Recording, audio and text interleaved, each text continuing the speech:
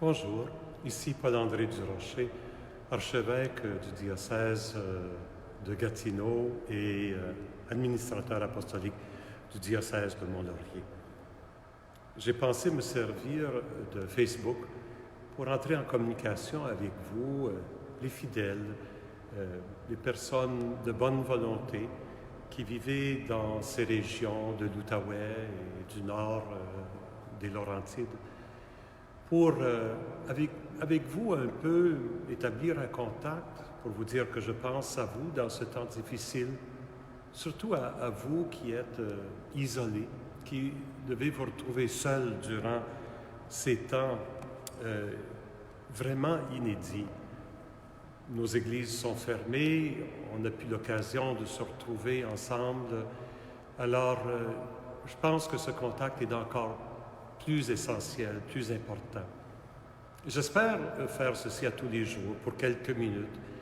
Et j'ai pensé vous entretenir surtout sur les textes du jour, les textes que nous propose la liturgie. Alors, allons-y. Aujourd'hui, c'est la fête de Saint-Joseph, qui est aussi le patron principal du Canada. Et comme c'est une solennité, il y a 3 lectures qui nous sont proposées, chacune assez dense, alors ça va prendre quelques minutes pour explorer tout ça. Commençons avec la première, qui est du 2e livre de Samuel, qui raconte un épisode dans la vie de David, du roi David, vers la fin de sa vie. Donc nous nous retrouvons à peu près 1000 années avant le temps de Jésus. Et David avait établi une nouvelle capitale à Jérusalem. Il avait projeté construire un temple à Jérusalem pour abriter l'Arche de l'Alliance qui contenait les tables des commandements que Dieu avait donnés à son peuple au Sinaï, dans le désert, 300 ans avant cette époque. Et les plans de David ne se réaliseront pas. Ce n'est pas lui qui va être capable de faire ça. C'est ce que le prophète Nathan vient lui dire.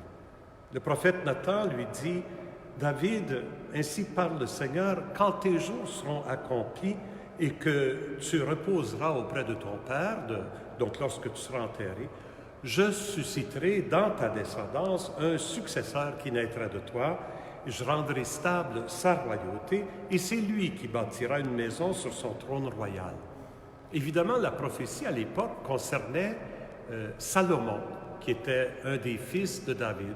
Et c'est Salomon qui va devenir roi et qui va construire le temple que David avait pensé construire.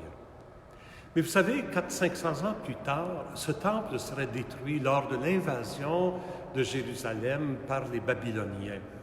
Et la royauté de David, elle viendrait, sa descendance s'éteindrait avec le roi de l'époque.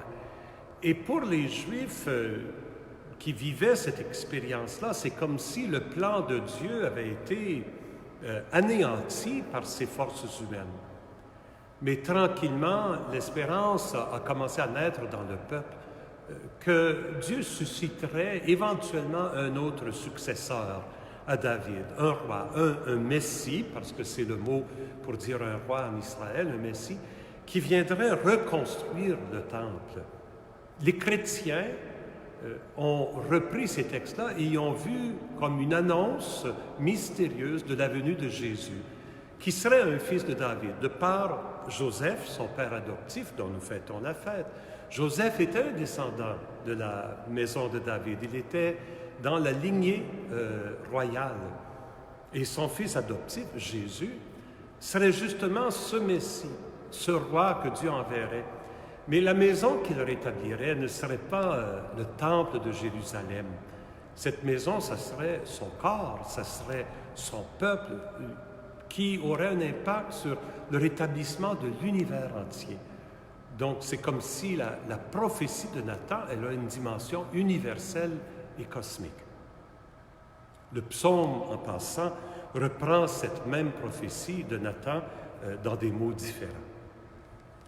La deuxième lecture qui nous est proposée aujourd'hui de la lettre aux Romains de Saint Paul ne fait pas référence à David, mais fait référence à Abraham, qui lui a vécu 800 ans avant David. Abraham était le premier qui a connu le Dieu que nous reconnaissons aujourd'hui, juifs, chrétiens, musulmans, comme le Dieu unique. On peut dire que nous plongeons toutes nos sources dans Abraham, qui demeure une figure légendaire quand même. C'est difficile de savoir exactement ce que Abraham a vécu historiquement. Mais dans les récits au sujet d'Abraham, une chose ressort, c'est qu'Abraham, il est choisi gratuitement. Ce n'est pas à cause d'une vie particulièrement juste, ce n'est pas parce qu'il a suivi des règlements qu'Abraham est choisi et que Dieu fait alliance avec lui. Et Saint Paul se sert de ce point-là pour faire comprendre que Dieu, s'il nous considère justes, on pourrait dire, s'il nous considère ses amis, ce n'est pas parce que nous sommes bons, ce n'est pas parce que nous obéissons à une loi, même une loi divine, que Dieu nous considère ses amis.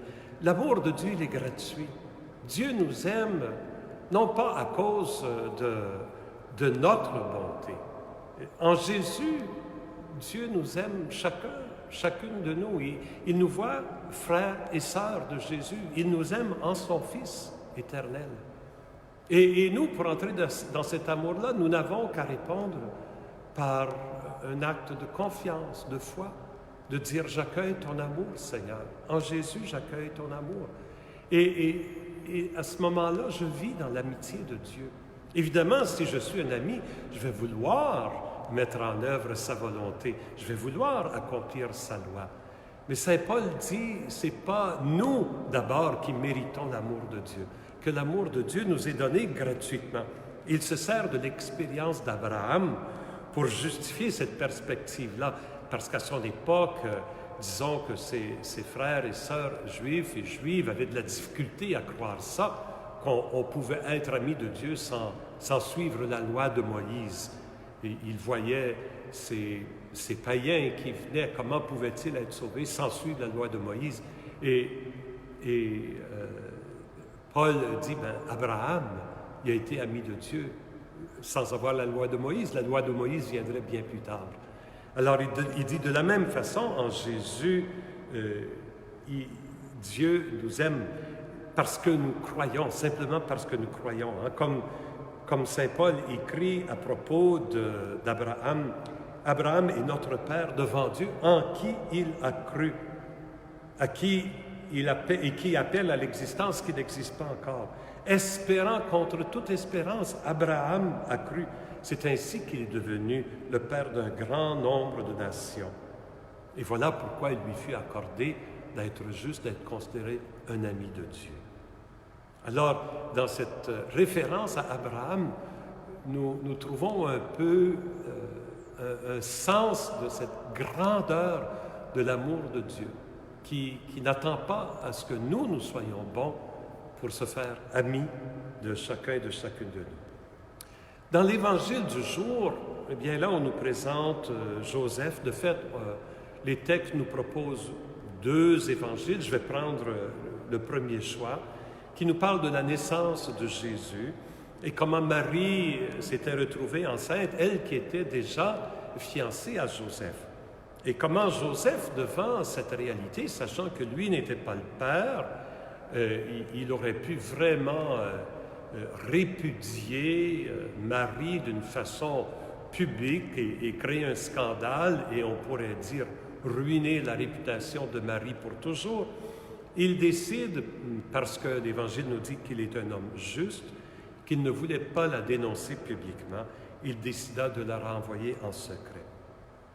Il avait déjà formé ce projet quand l'ange du Seigneur lui apparut en songe. Et l'ange lui révèle, on pourrait dire, le plan de Dieu. Joseph, fils de David, ne crains pas de prendre chez toi Marie, ton épouse. L'enfant qui est engendré en elle vient de l'Esprit Saint.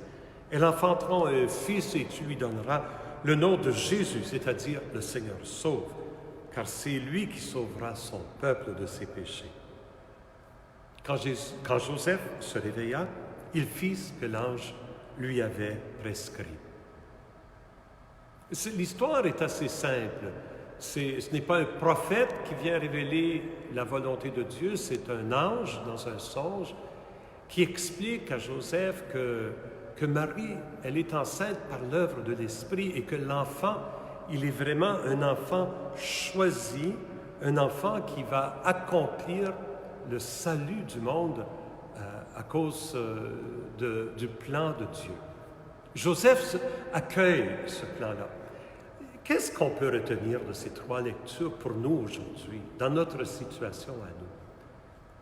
Je me dis, premièrement, que et David et Joseph se font des plans. Et voilà que leurs plans sont défaits. Les plans sont défaits par Dieu qui vient les inviter à voir la réalité d'une autre façon. Le regard de Dieu, il est différent du nôtre. Nous sommes invités à voir avec les yeux de Dieu.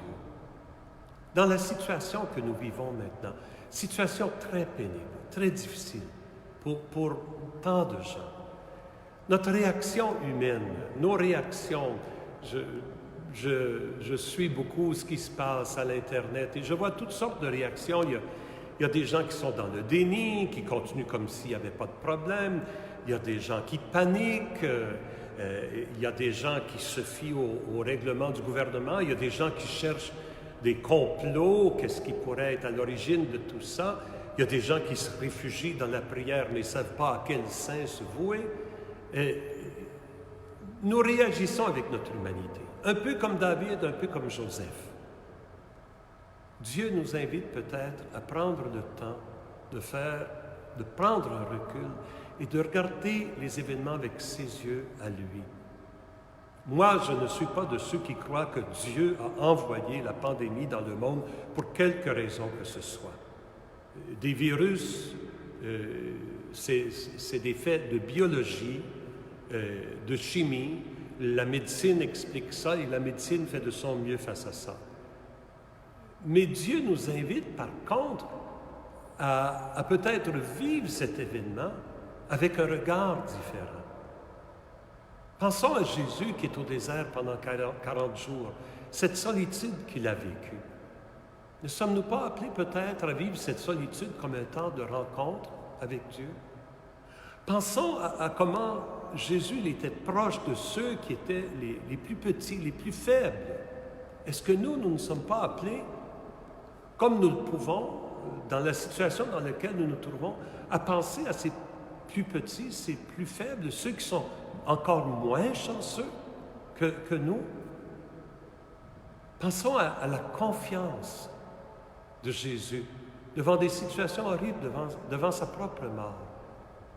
Pouvons-nous en nous chercher cette confiance, surmonter notre anxiété, notre panique, faire face à la réalité? Nous ne savons pas ce qui va nous arriver. Jésus non plus, quand il a fait face à la croix, il a prié, Seigneur, éloigne de moi à cette heure.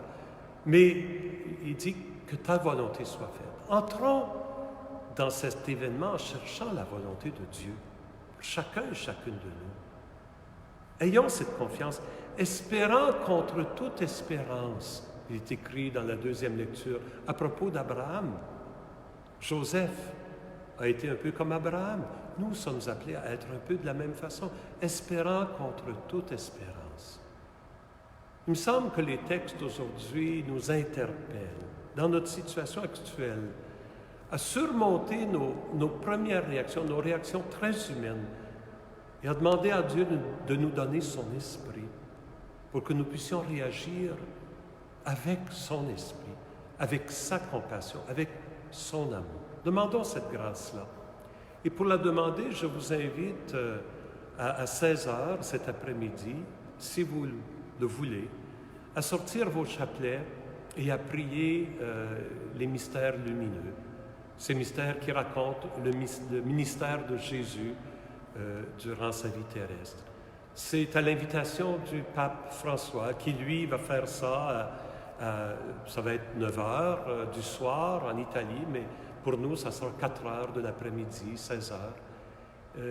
Et il invite tous les catholiques du monde entier à s'unir à lui dans cette prière-là, de demander à Dieu de nous aider à voir ces événements avec ses yeux et à réagir avec le cœur de son Fils Jésus. C'est la grâce que je nous souhaite. À demain.